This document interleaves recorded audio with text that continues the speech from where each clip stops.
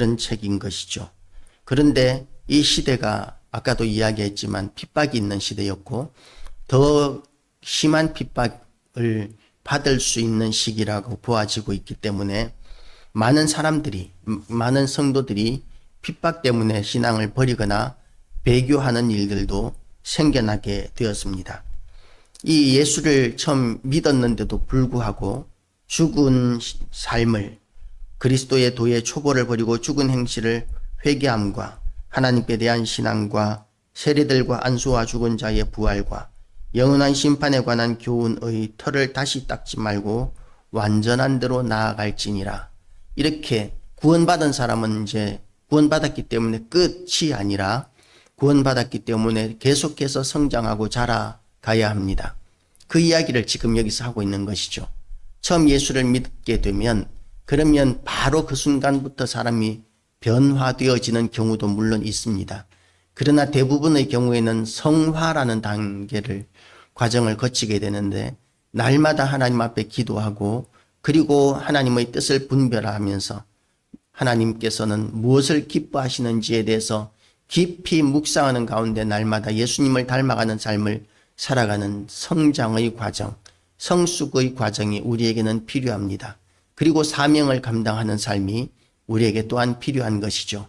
그래서 예수 믿었는데도 불구하고 아직까지 우리에게 남아있는 그 죽은 행실, 죽은 것들, 세상의 것들, 이런 것들이 우리에게 아직까지 남아있는 것들이 있을 수 있습니다. 그래서 그런 것들과 날마다 싸워나가야 하는 것이죠. 예수를 믿었는데도 불구하고 아직까지 세상의 문화와 세상의 악한 것들을 가지고 있는 것들이 있다면 그러면 이제 구원 취소 이렇게 되는 것은 아니라는 것입니다.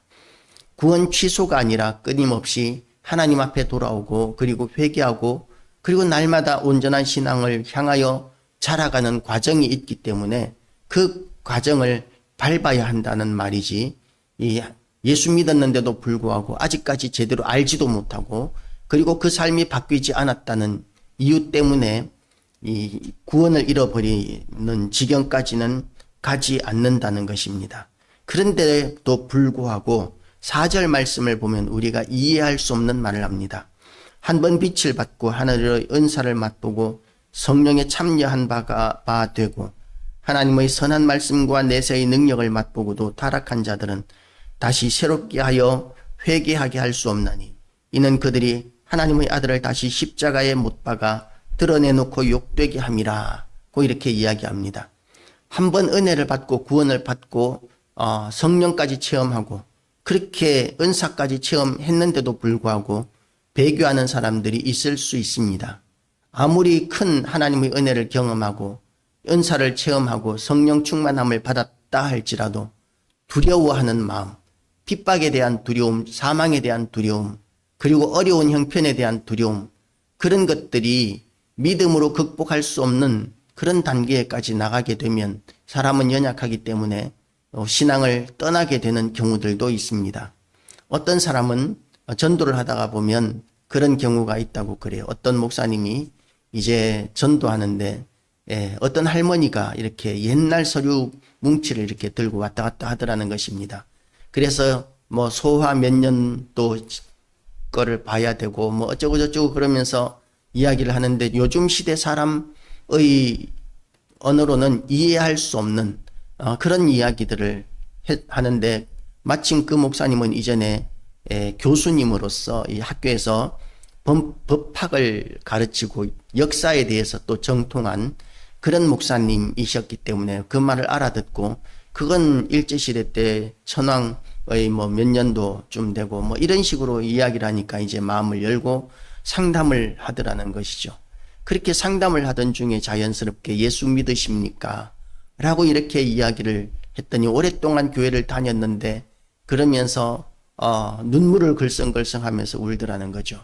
아마도 교회에서 누군가로부터 큰 상처를 받았던 것 같습니다. 평생을 그렇게 교회를 잘 섬기고 신앙생활을 열심히 했었는데 그런데 이제 교회에서 어떤 시험에 들고 상처를 받아서 그래서 교회를 떠나게 되고 신앙을 버리게 된 어떤 계기가 있었던 것 같습니다. 그런데 그것이 얼마나 마음이 아팠는지 눈물이 글썽거리고 목이 메어지는, 그래서 울음이 나오는 그 할머니에게는 하나님 앞에 다시 돌아가고 싶은, 아버지 집에 다시 돌아가고 싶은 그런 마음이, 미련이 남아 있기 때문에 그런 일이 있는 것이죠. 만약에 이제 교회는 완전히 정리했다 그러면 다시 울 일도 없을 것입니다. 억울해할 것도 없을 것인데, 그런데 교회를 떠나게 된 그 일이 너무나 아팠음에도 불구하고 다시 아버지께로 돌아가고 싶은 그런 마음이 남아 있었기 때문에 그 할머니에게는 얼마든지 복음이 들어가고 또 구원받을 수 있는 기회가 되었다는 이야기를 들었습니다.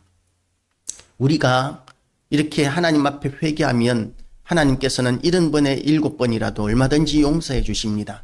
그런데 오늘 본문의 말씀에서는 한 번 이렇게 은혜를 체험하고 구원을 받고 성령까지 체험하고 그런 가운데서 또 다시 한 번 더 타락하게 되면, 그러면 예수님을 다시 십자가에 못 박고 대놓고 모욕하는 것이다 라고 이렇게 이야기하고 있습니다.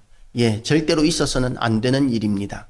그러나 절대로 있어서는 안 되는 일이기는 하지만 그럼에도 불구하고 예수님께서는 십자가상에서 예수님을 향하여 그렇게 손가락질하고 모욕하는 자들을 위하여 하나님 아버지께 그렇게 기도하셨던 분입니다. 그래서 이 말씀을 우리가 한번 배교하고 나면 다음부터는 교회 못 나와. 그러니까 전도하다가 교회 혹시 다녀보신 적이 있으십니까? 라고 물어보면 옛날에는 다녔는데요. 이러는 사람, 그럼 당신은 이제 안 되는 사람이니까 당신은 끝입니다. 당신 지옥 가십시오. 그리고 돌아 나올 수는 없지 않습니까? 그러니까 이 말씀을 우리가 잘 이해해야 하는데, 이 말씀의 의미가 무엇이냐 하면 이스라엘 백성들이 광야 생활을 할 때에 그때에 이제 가데스 바네아에서 가나안 땅으로 넘어가게 되어 있었습니다. 그런데 12정탐꾼을 보내었더니 그 12정탐꾼 가운데서 10정탐꾼이 이제 그 땅의 형편을 보고는 그 땅에 들어가면 우리는 다 죽는다. 그 땅에 사는 사람들은 네피림 자손이고 너무나 큰 사람들이고 거민을 삼키는 땅이라. 우리가 보기에 그들에 비하면 우리는 메뚜기라고 이렇게 이야기합니다. 그러나 단 두 사람 여호수아와 갈렙은 뭐라고 이야기합니까? 하나님께서 주신 것이기 때문에 그들은 우리의 밥이다. 우리는 올라가야 한다라고 이렇게 이야기합니다. 그런데 그 이야기를 하니까 10정탐꾼의 이야기를 신뢰한 이스라엘 백성들이 이 여호수아와 갈렙과 그리고 또 모세를 돌로 쳐서 죽이려고 하는 사건이 있었습니다. 그 사건으로 말미암아 하나님께서 진노하시고, 그리고는 이스라엘 백성들을 40년 동안 광야 생활을 하게 하시면서 이제 믿음을 잃어버렸던 그 세대는 가나안 땅을 밟지 못하고 그 이전 세대, 그 이후 세대, 그러니까 20살 미만의 사람들, 그 사람들이 이제 자라나서 기성세대가 되고 다음 세대가 일어나고 해서 그런 사람들만 가나안 땅에 들어갈 수 있었던 사건을 이야기합니다.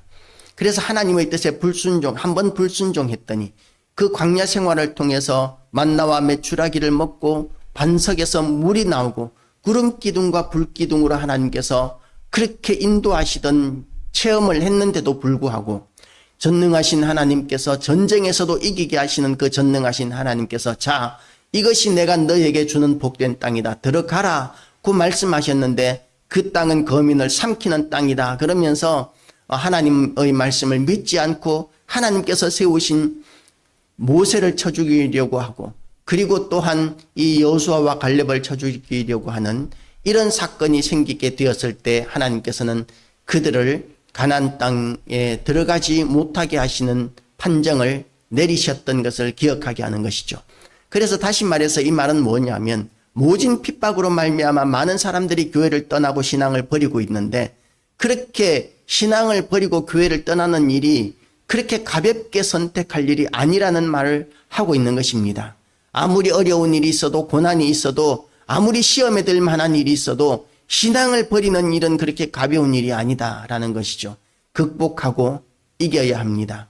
이런 고비가 있고 시련이 있을 때에 그럴 때 이렇게 이스라엘 백성들이 가나안 땅에 들어가지 못했던 것과 같은 그런 심각한 실수가 될 수 있기 때문에 심각한 잘못이 될 수 있기 때문에 가볍게 생각할 것이 아니라 두려워하는 마음으로 하나님의 말씀을 다시 한 번 더 붙들고 의지하면서 우리가 믿음을 지켜나가라고 권면하는 말씀이 바로 이 말씀인 것이죠. 두려움으로 우리의 신앙을 지켜야 합니다. 하나님께 대한 두려움 우리가 가지고 있어야 합니다. 우리가 하나님을 사랑해야 하지만 그러나 사랑으로 하나님을 가볍게 여겨서는 안 됩니다. 하나님은 너무나 두려우신, 너무나 지존하신 하나님이십니다. 그런 지존하신 하나님을 우리가 사랑의 하나님이라고 해서 친숙하게만 여기고, 물론 친숙해져야 합니다. 그런데 친숙하게만 여기고 하나님을 가볍게 여겨서는 우리가 그 하나님의 진노를 피할 수 없습니다. 그리고 하나님을 두렵게 여기는 사람만이 세상을 두려워하지 않을 수가 있습니다. 세상의 어떤 것들도 두려워하지 않기 위하여 이 세상의 어떤 것들보다도 하나님을 더 두려워할 수 있어야 합니다. 그래야 우리의 믿음을 지키고 우리가 하나님 앞에서 거룩한 삶을 살 수 있고 새로워진 삶을 살 수 있게 됩니다. 그래서 우리의 온전한 믿음을 위하여 우리를 날마다 지켜보고 계시는, 우리와 함께 동거하시고 우리를 인도하시는 하나님을 의식하게 되시기를 축복합니다. 하나님을 의식하고 하나님의 인도하심을 붙들고 우리의 믿음을 붙들어서 우리가 비록 세상 사람들이 보기에는 절대로 믿음을 지킬 수 없을 것과 같은 그런 시련과 고난을 겪는다 할지라도 그럼에도 불구하고 우리가 참으로 하나님 앞에서 우리의 믿음을 굳건하게 지켜서 착하고 충성된 종이라고 인정받을 수 있는 그런 성도가 되라고 오늘 이렇게 협박에 가까운, 위협에 가까운 이 글을 지금 히브리서 기자는 적고 있는 것이죠. 하나님의 은혜는 너무나 크고 지존하십니다. 너무나 무궁무진하십니다. 그리고 하나님의 능력은 무한하십니다. 전능하십니다. 하실 수 없는 일이 전혀 없습니다. 하나도 없으십니다. 그래서 이 세상의 어떤 것들보다도 하나님을 더 두려워하시고 의지하시고 하나님의 인도하심을 받기를 결단하셔서 이 악한 세상 가운데서도 절대로 실족하지 않는 우리 모든 교회와 성도들 되시기를 주님의 이름으로 축복합니다.